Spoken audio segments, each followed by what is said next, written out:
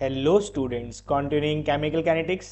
तो आज के इस लेक्चर में हम बात करने वाले हैं some complicated first order reaction के बारे में। तो हेडिंग डालिए, some complicated first order reaction.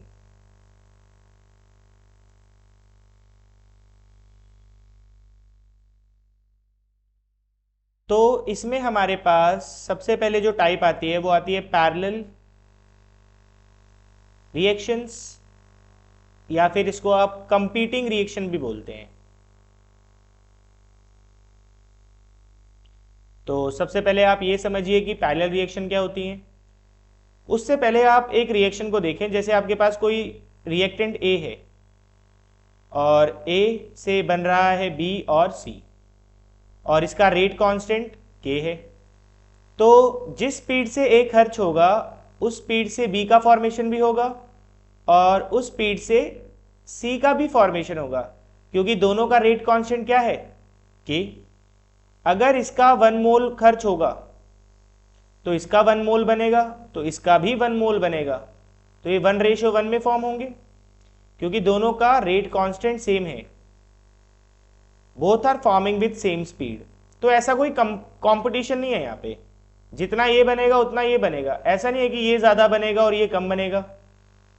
Hopefully ये बात आपको समझ में आ रही हो, क्योंकि दोनों का रेट कांस्टेंट सेम है। लेकिन पैरेलल रिएक्शंस क्या होती हैं? पैरेलल रिएक्शन होती हैं कि ए बी में कन्वर्ट हो रहा है विद रेट कांस्टेंट K1, और ए सेम टाइम पर सी में कन्वर्ट हो रहा है विद रेट कांस्टेंट K2।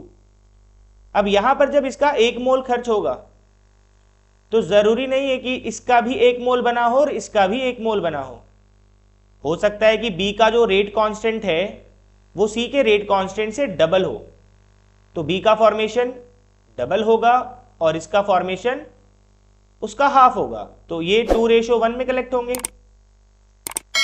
क्योंकि ये दोनों रेट कांस्टेंट अलग अलग है। अगर K1 ज्यादा होगा K2 से तो B का फॉर्मेशन ज्यादा होगा और C का फॉर्मेशन कम होगा।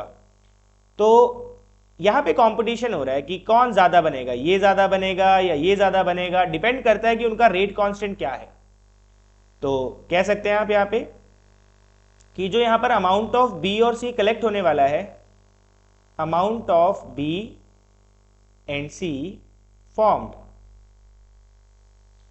depend upon value of rate constant, that is K1 and K2। तो जोन सा रेट कांस्टेंट ज्यादा होगा उसका फॉर्मेशन ज्यादा होगा। लेकिन यहां पर क्या था, दोनों का रेट कांस्टेंट K था, तो both are forming in equal ratio. तो ये था आपके पास पैरेलल रिएक्शंस और कॉम्पीटिंग रिएक्शंस। तो जरा इसके लिए एक्सप्रेशन ड्राइव करते हैं। How will you calculate change in concentration of reactants? तो एक रिएक्शन कंसिडर करते हैं। ए से बन रहा है बी जिसका रेट कांस्टेंट K1 है, और ए से बन रहा है सेम टाइम पर सी जिसका रेट कांस्टेंट K2 है। तो मान के चलिए एट टाइम 0 आपके पास कुछ ना कुछ कंसंट्रेशन रहा होगा ए का, दैट इज ए, और आफ्टर सम टाइम टी यहां से कुछ खर्च हुआ होगा। तो मान के चलिए x खर्च हो रहा है यहां से। तो अगर यहां से x खर्च हो रहा है तो ये बचेगा कितना, a-x। अच्छा, तो क्योंकि हमें ये 1:1 में नहीं चाहिए, क्योंकि डिफरेंट रेट कॉन्स्टेंट्स है तो इनका फॉर्मेशन भी डिफरेंट हो रहा होगा। तो मान के चलिए इसके m मोल्स बन रहे हैं और इसके n मोल्स। ठीक, तो जब इसका 1 मोल कंज्यूम होगा, जब इसका पूरा 1 मोल कंज्यूम होगा तब m मोल्स फॉर्म होंगे B के। तो आप यहां पे लिख सकते हैं m mole of B is produced when 1 mole of A reacted। ठीक, तो अब यहां से हमें तो नहीं पता कितना खर्च हुआ है, तो हमने माना है कि x खर्च हुआ है। तो जब ये x खर्च हुआ होगा तो ये भी कुछ ना कुछ तो बना होगा। तो एज्यूम कर लें कि ये बना है y मोल पर लीटर। कितना बना है ये? y मोल पर लीटर। तो क्या होगा y मोल पर लीटर बनने के लिए? तो हम यहां पे लिख सकते हैं कि अगर y मोल बन रहे हैं, y मोल ऑफ b अगर प्रोड्यूस हो रहा है तो कितना कंज्यूम हुआ होगा ये? अगर m मोल बनेंगे तो 1 मोल कंज्यूम होगा, अगर y बनेंगे तो 1/m into y mole of A reacted. इतना A रिएक्ट हुआ है B बनाने के लिए। फिर से समझे, अगर इसका 1 मोल खर्च होता तो इसके m मोल प्रोड्यूस होते। अब हमें नहीं पता कि आफ्टर सम टाइम t ये कितना खर्च हुआ है और ये कितना बना है, तो हमने लेट कर लिया कि इसके y मोल्स बन रहे हैं आफ्टर टाइम t। तो y मोल प्रोड्यूस करने के लिए ये कितना रिएक्ट होगा? तो y मोल प्रोड्यूस करने के लिए 1/m into y mole of A react करेंगे। सेम यहां पर भी यही होगा। जब इसका 1 मोल कंज्यूम होगा तो इसके n मोल फॉर्म होंगे। तो यहां पे लिख सकते हैं आप कि n mole of C is formed when 1 mole of A react. तो हमें तो नहीं पता कि आफ्टर सम टाइम t कितना रिएक्ट हुआ होगा और ये कितना बना होगा, तो मान के चलिए इसके z मोल प्रोड्यूस हो रहे हैं, z मोल पर लीटर बनाइए। तो z मोल प्रोड्यूस करने के लिए कितना रिएक्ट होगा? A, that is 1/n into z mole of A reacted. और यहां से रिएक्ट कर कितना रहा है? यहां से x खर्च हो रहा है, तो ये भी A खर्च हुआ है और ये भी A खर्च हुआ है। ये वो अमाउंट है A की जो खर्च हुई है, ये भी वो अमाउंट है A की जो खर्च हुई है ये बनाने के लिए, y मोल और z मोल बनाने के लिए।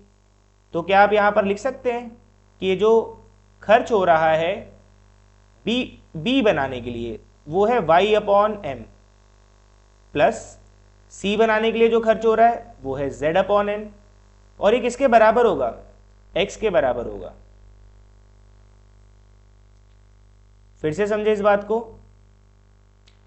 जब यहां से x खर्च हो रहा है तो यहां पे y moles per litre form हुए इसके और z moles per litre form हुए इसके।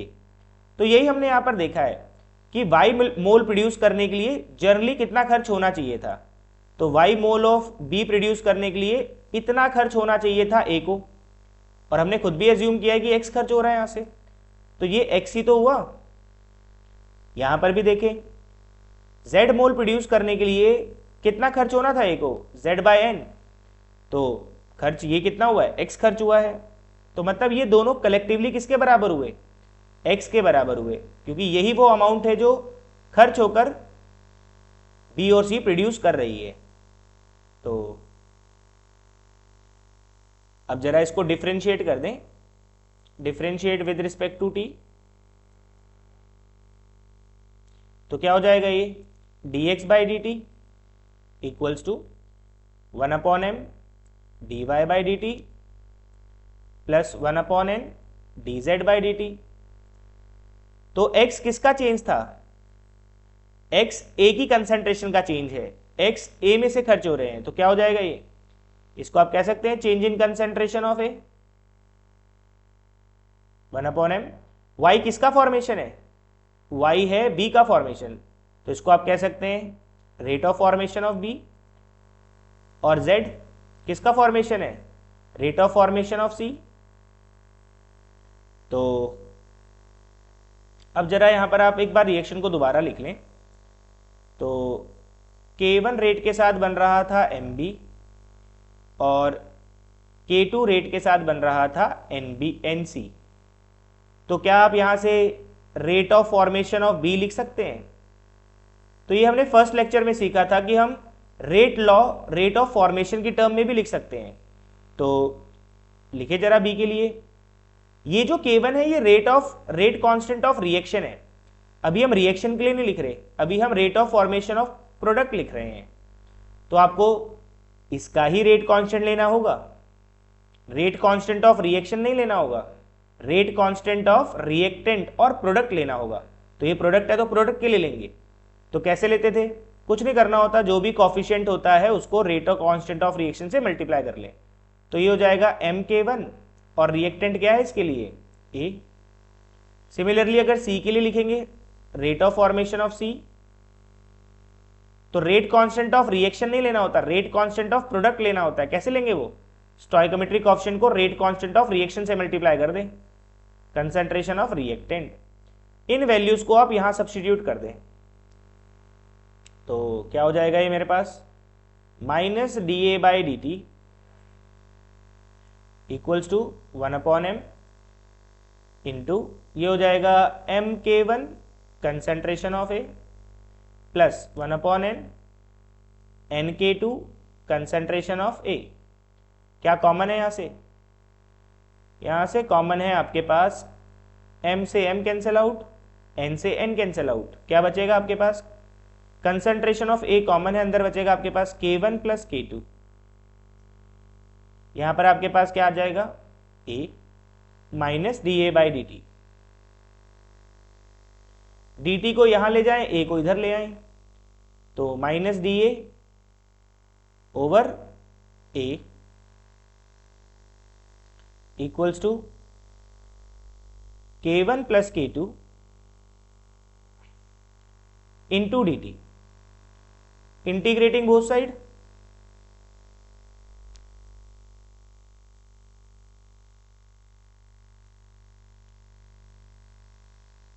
बोथ साइड अगर आप इंटीग्रेट करेंगे, ऐसा करें इस माइनस साइन को भी यहां दे दें, तो यहां पर आपके पास क्या हो जाएगा 1/x dx, इसका रिजल्ट आप जानते हैं that is ln x।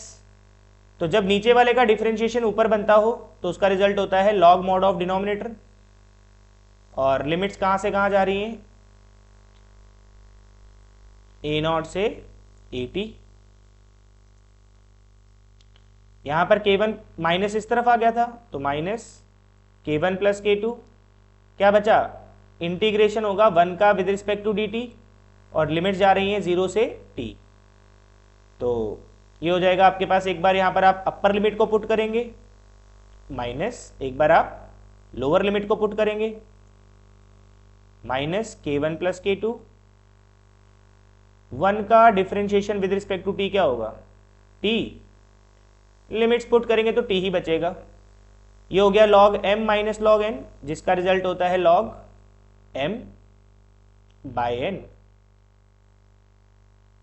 Equals to minus k1 plus k2 into t. इस ln को आप इस तरफ ले आए तो क्या बनेगा हमारे पास, ये हो जाएगा ln उस तरफ ले गए हम तो वो एक्सपोनेंट हो जाएगा, तो हमारे पास हो जाएगा at by a not equals to e power minus k1 plus k2 into t, और इस ए नॉट को अगर आप वहां ले जाएं तो क्या हो जाएगा ये at equals to A not e power minus k1 plus k2 into t. This is the final formula for parallel reaction, that is at equals to a naught e power minus k1 plus k2 into t। ये formula आप लोगों को याद रखना है parallel reactions के लिए। अगर यहाँ पर 3 प्रोडक्ट होते, अगर सी भी बन रहा होता तो यहाँ पे प्लस में k3 आ जाएगा बस, अगर डी बन रहा होता, ए से डी भी बन रहा होता तो यहाँ पे प्लस k4 और आ जाता। तो अगर आप इसको फर्स्ट ऑर्डर रिएक्शन के साथ कंपेयर करना चाहें तो क्या था हमारे पास फर्स्ट ऑर्डर के लिए, ये फॉर्मूला था हमारे पास फर्स्ट ऑर्डर के लिए। तो अगर आप यहां से कंपेयर कर पा रहे हैं तो k की जगह पर अब क्या आ रहा है k1 प्लस k2, इसको कहा जाता है इफेक्टिव रेट कांस्टेंट। तो यहां से हमारे पास इफेक्टिव रेट कांस्टेंट k किसके बराबर होगा, that is equal to k1 plus k2।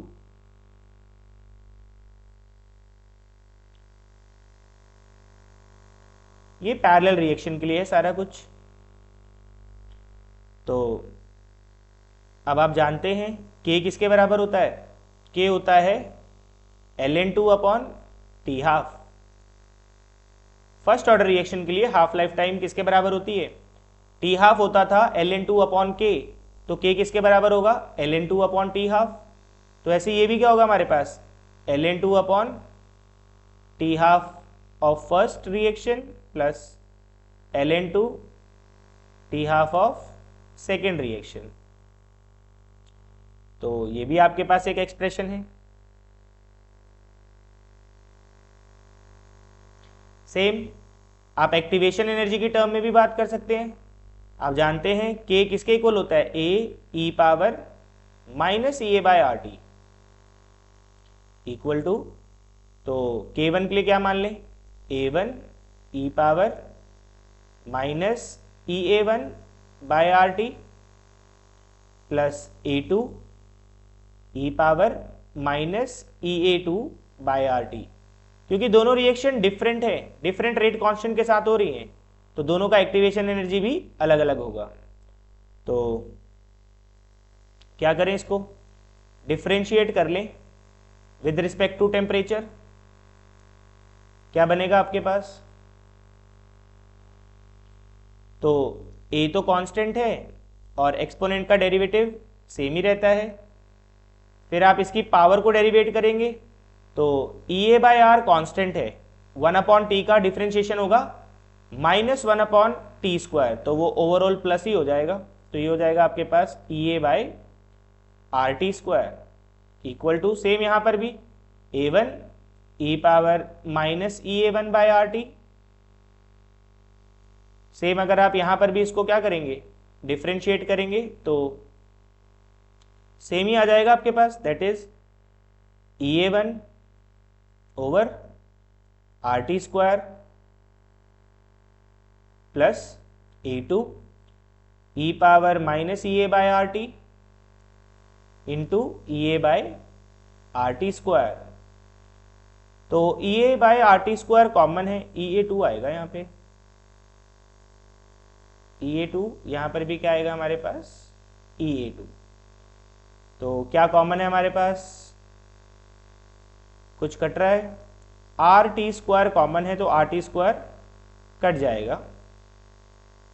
Are T square अगर हम कॉमन निकालेंगे वहां से तो are T square are T square are T square cancel out हो जाएगा। क्या बचा हमारे पास, अगर हम इसको और सॉल्व करें, अब हम जानते हैं ए ई पावर माइनस आर टी को हम क्या बोलते हैं, के ई ए इक्वल्स टू, ये क्या था हमारे पास, A one e power minus e A one by are T, ये हो जाएगा आपके पास के वन डॉट ई ए वन प्लस सिमिलरली ये क्या हो जाएगा आपके पास के टू ई ए टू। तो यहाँ से अगर हम ई ए निकालना चाहे तो ई ए हमारा किसके बराबर आएगा, तो ई ए हमारा बराबर आएगा k one e A one plus k two e a two over k, और के किसके बराबर होता है, इफेक्टिव रेट कांस्टेंट है वो, तो ये हो जाएगा k one e A one plus k two e a two over k किसके बराबर होता है, के वन प्लस के टू के। तो ये हो जाएगा हमारे पास overall activation energy, overall activation energy for parallel reaction.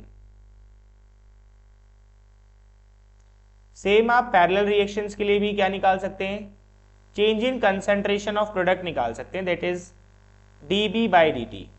लिखा था ना हमने अभी rate of formation of B क्या होगा, तो वो था हमारे पास m k one concentration of reactant, m k one concentration of reactant.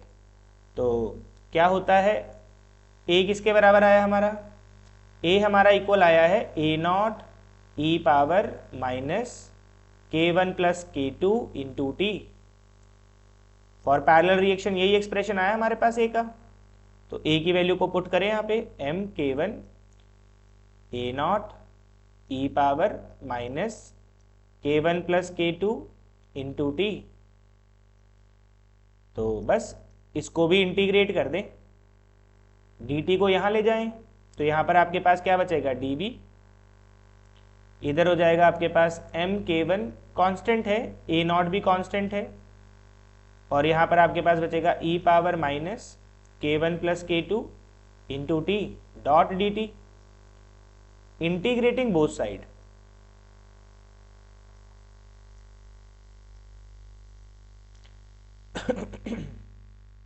Integrate करेंगे तो लिमिट जा रही है 0, इनिशियली आपके पास b का फॉर्मेशन नहीं था और कुछ समय के बाद आपके पास b बना होगा। ये हो गया आपके पास यहाँ पे dB, तो इक्वल्स टू MK1 A0, ये तो सारा कांस्टेंट ही है, इंटीग्रेशन हो रहा है e का minus K1 plus K2 t dot D T, limit जा रही है 0 से टाइम t तक। तो यहाँ पर आपके पास क्या बचेगा b, क्योंकि आपका डिफरेंशिएशन से इंटेग्रल कैंसिल आउट हो जाएगा, लिमिट जा रही है 0 से bt, MK1 A0, एक्सपोनेंट का इंटीग्रेशन सेम ही रहता है e power minus K1 plus K2 into t, और फिर इस पावर का डिफरेंशिएशन होगा। पावर का डिफरेंशिएशन करोगे तो t के साथ, ये तो कांस्टेंट ही है, t का डिफरेंशिएशन 1 होता है, तो जो डिफरेंशिएशन होती है वो डिनोमिनेटर में होती है, तो नीचे आपके पास क्या बचेगा minus K1 plus K2, basic integration है, इतना आप जानते होंगे। तो ये आपके पास डिफरेंशिएट कर आ रहा है और लिमिट्स जाएंगी आपकी 0 से t तक। तो एक बार लिमिट्स को भी पुट कर लें, तो ये हो जाएगा आपके पास bt इक्वल्स टू, यहाँ पर हो गया MK1 A0 over minus K1 plus K2, और यहाँ पर एक बार आप अपर लिमिट डालेंगे तो सेम ही रहेगा, e power minus K1 plus K2 into T minus, एक बार 0 डालेंगे e पावर 0 1 हो जाएगा। अब ये जो माइनस है इसको आप अंदर ले आए तो ये भी थोड़ा रीअरेंज हो जाएगा, तो ये हो जाएगा आपके पास concentration of b after time t किसके इक्वल हो जाएगा MK1 A0, A0 initial concentration है जो कि कांस्टेंट है, माइनस को हम अंदर एडजस्ट कर रहे हैं, तो ये हो जाएगा 1 minus e power minus K1 plus K2 into t. तो ये हो जाएगा आपके पास concentration of B after some time t। Same अगर आपको concentration of C after some time t निकालना है तो m की जगह पर क्या आ जाएगा n, K1 की जगह पर क्या आ जाएगा K2, और ये तो कांस्टेंट ही था A0 over K1 plus K2, यहाँ पर आ जाएगा 1 minus e power minus K1 plus K2 into t. This is the rate, this is the concentration of C after some time t. तो these are the formulas for parallel reaction। तो आप यहाँ से overall rate constant भी निकाल सकते हैं parallel reaction का, आप कंसंट्रेशन ऑफ A भी निकाल सकते हैं आफ्टर टाइम t, आप कंसंट्रेशन ऑफ B भी निकाल सकते हैं एंड कंसंट्रेशन ऑफ C भी निकाल सकते हैं। डेरिवेशन याद करने की जरूरत नहीं है, आपको सिर्फ फॉर्मूलाज पता होने चाहिए कि किस फॉर्मूला से आप क्या चीज़ कैलकुलेट कर सकते हैं। That's it for now. Thank you.